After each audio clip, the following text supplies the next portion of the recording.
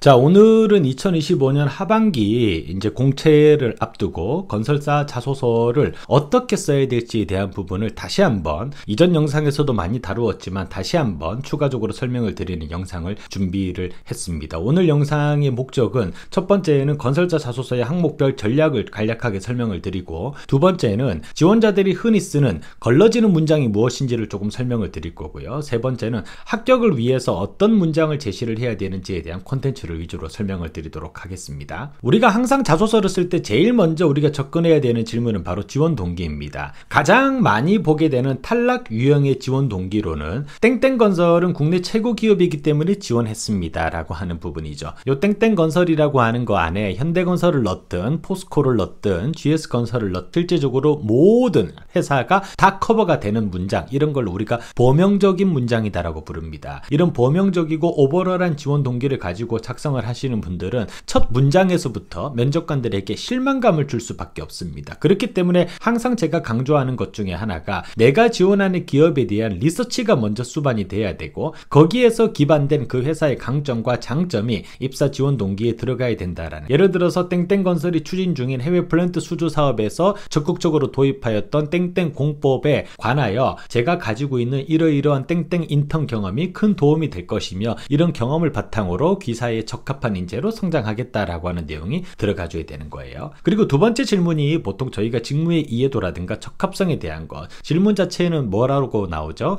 지원자가 이 직무에 적합한 이유를 설명하세요 라고 하는 문장으로 나옵니다. 이때 우리가 가장 흔하게 할 수 있는 실수 중에 하나가, 현장에서 일을 하며 책임감 있게 일하고 싶다, 리더십을 가지고 일하고 싶다, 소통하며 일하고 싶다, 문제를 해결하며 일하고 싶다 라고 언급을 합니다만, 실제적으로 우리가 이 직무의 내용에 대해서 설명을 하기 위해서는 간단하게 책임감을 갖고 일하고 싶다가 아니라 그것이 어떤 책임감인지에 대한 내용도 들어가줘야 돼요. 예를 들어서 플랜트에 지원하시는 기계직군 같은 경우는 플랜트 기계직이기 때문에 장비와 주기기에 대한 사양을 이해하고 시공사나 협력업체 간의 어떤 공정 간섭 사항을 조율하면서 내가 인턴 당시 얻었던 이러이러한 경험을 바탕으로 회사에 도움이 되는 인재로 성장하겠다라고 하는 것이 내가 설명할 수 있는 직무에 대한 이해도와 적합성이다라고 보시면 됩니다. 그리고 마지막으로 우리가 본인의 강점이나 어떤 단점, 그리고 핵심 경험에 대한 부분을 언급하라고 하는 문구도 있는데요. 우리가 강점보다 더 중점을 두시고 작성하셔야 되는 부분은 바로 단점입니다. 이 단점이라고 하는 것은 우리가 실제 내가 갖고 있는 찐 단점을 얘기한다라기보다는 내가 단점이었음에도 불구하고 그것을 어떻게 극복하였는지에 대한 부분을 초점을 맞추어서 작성을 해주시는 게 맞습니다. 면접관들이 보고 싶은 것은 이 지원자가 어떤 단점을 가지고 있는 사람이냐가 아니라 그 단점을 어떻게 극복했고 지금은 어떤 사람이 되었는지, 기존의 사람과 지금의 사람, 비포와 애프터의 그 중간 단계가